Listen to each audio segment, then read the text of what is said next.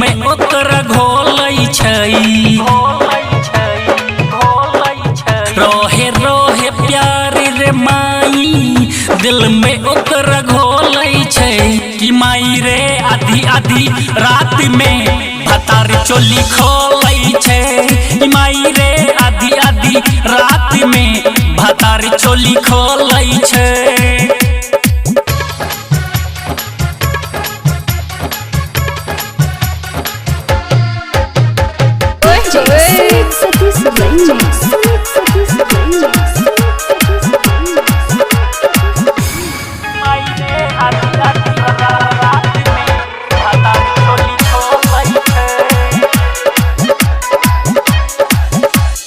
कितना बताई ओकर कहानी मिलेला जब एक बारी गे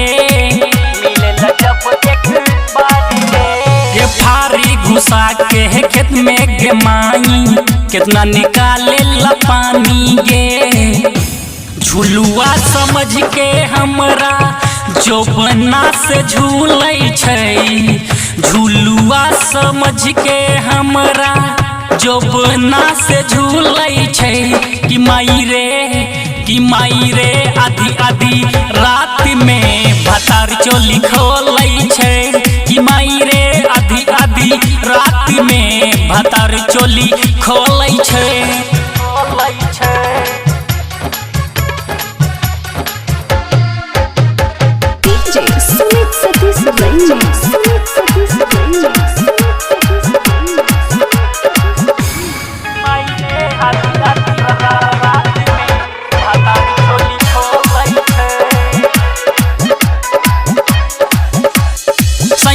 दीपक रहेला रे माई दिन भर रहेला दूर रे